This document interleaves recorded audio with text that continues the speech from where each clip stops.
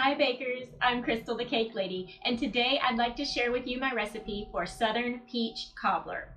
Nobody would ever guess there's only 4 ingredients in this delicious Southern comfort dessert. I'm going to go ahead and preheat my oven to 400 degrees. Come right back so I can show you what those 4 ingredients are. All you need is 1 cup of self-rising flour, 1 stick of butter, a large 29-ounce can of sliced peaches, and 1 cup of sugar. Okay, I've got my stick of butter melting in the microwave. I'm going to go ahead and open my large can of peaches and pour it right into the bottom of an 8x8 dish.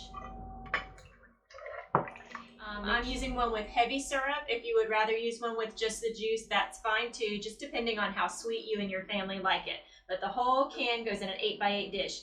It's easy to double this recipe if you want to make it for a larger crowd. Use a 9x13 pan and just double the entire recipe. All right, got my melted butter out of the microwave, and it's really simple. I'm going to dump in my cup of sugar and my cup of self-rising flour and mix it up. Okay, once that's combined, we're just going to kind of drop little spoonfuls on top of the peaches.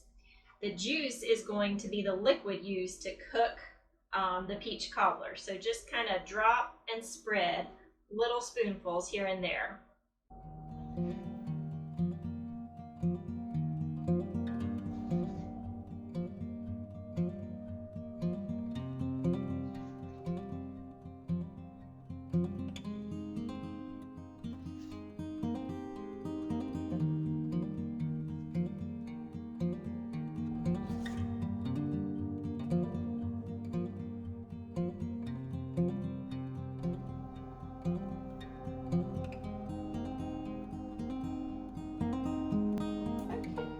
What it looks like.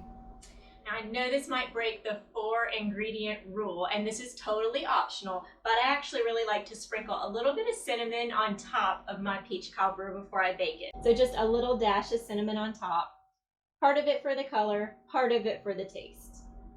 Okay, now I'm going to pop this into my 400-degree oven. I've often noticed it takes much longer to cook than I think it's going to take. I'm going to start checking it at 45 minutes. But I expect it's probably going to take a little longer than that, so I'll check it every 5 minutes thereafter.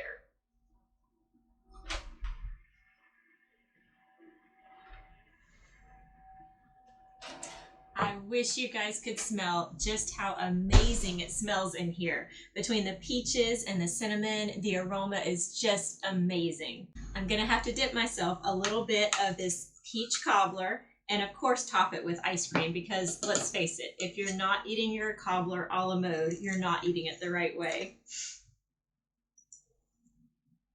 Actually, my grandmother likes to eat her peach cobbler with milk poured over it. Has anybody else ever heard of that or done that before? Let me know in the comment section below. But for me, it's going to be ice cream. Okay, it's finally time to give this peach cobbler a try. I cannot wait.